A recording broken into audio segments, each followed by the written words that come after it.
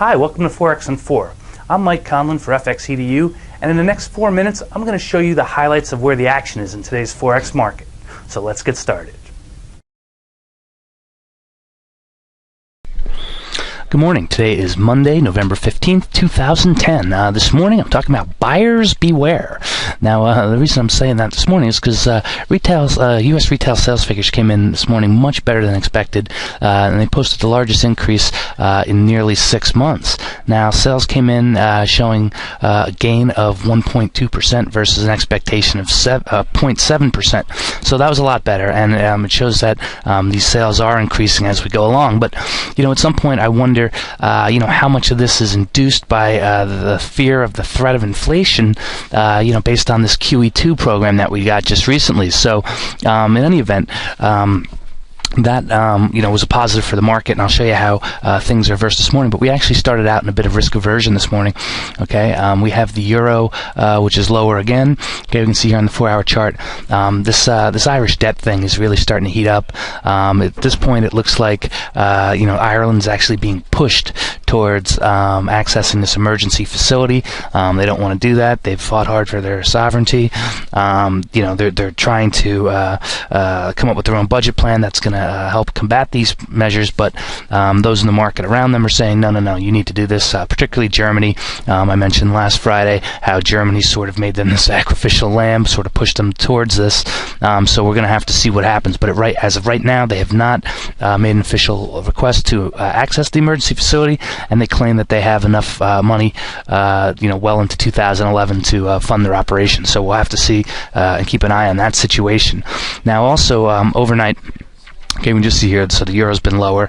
It's right just above 136 here, 136.20. Now, also overnight, we have a little bit of Japanese yen weakness. Okay, they posted much better than expected GDP figures.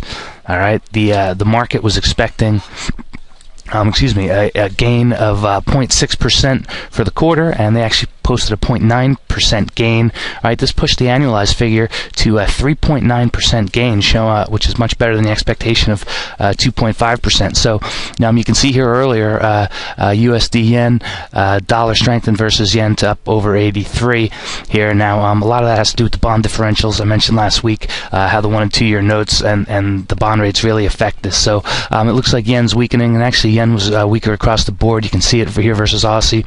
All right, now Aussie's down versus dollar as well. Okay, we had the dollar strength coming this morning from the risk aversion. Again, now the RBA is going to be releasing their minutes on Tuesday. All right, and that's going to show us, what they think's going on over there. Now, right now, it seems like they are committed to actually a strong Aussie dollar policy. They want to ward off inflation if possible, and it looks, things look pretty good there. So the economy's kind of cranking along. We just look at the Kiwi. Okay, the Kiwi's actually lower. I'm not exactly sure what's going on there, but they had retail sales figures that came in better than expected, which has sort of balanced out some of the risk themes that we were seeing. But this could put pressure on the RBNZ to rethink their rate policy. But under normal circumstances, I would expect this to be a little bit higher. So, not sure what's happening there. Lastly, just want to take a look at the pound. All right, look at the pound on the 4-hour chart here. Okay, you can see we're sitting just above the 38.2 retracement level. Now, they're going to be coming out with their Bank of England rate policy meeting minutes on on Wednesday, and they're having their CPI data come out on Tuesday. So CPI data Tuesday, BV minutes on Wednesday, and if they have to take a hawkish tone, if it looks like inflation is starting to rear its head there, then we could see the pound revisit this 163 level and bounce even higher. One of the things that's going on in the UK is that with all this money sort of fleeing the euro because of this fear of the debt crisis resurfacing, okay, it's sort of flowing into the pound a little bit, and we also see potential money flows going into the Canadian dollar as well. The Canadian dollar is actually the strongest across the board today, and they don't have any news going on this week. So, yeah, we've got oil price a little bit higher, but that's more of a rebound from Friday's big sell-off. So, it's going to be interesting. So I think we're seeing some hot money flows into Canada at this point, and also based on the the better than expected retail sales figures in the U.S. Maybe they're thinking that may help Canada's exports going forward. So that's kind of what we're looking at this week. We've got CPI data happening in a bunch of regions. We had U.S. CPI data that's coming out on Wednesday. We've got the British CPI on Tuesday. Okay, we've got some European price data coming out as well. All right, and one of the things we have to realize is that we're starting to get some good data points coming in. Economies look like they are starting to recover, albeit slowly.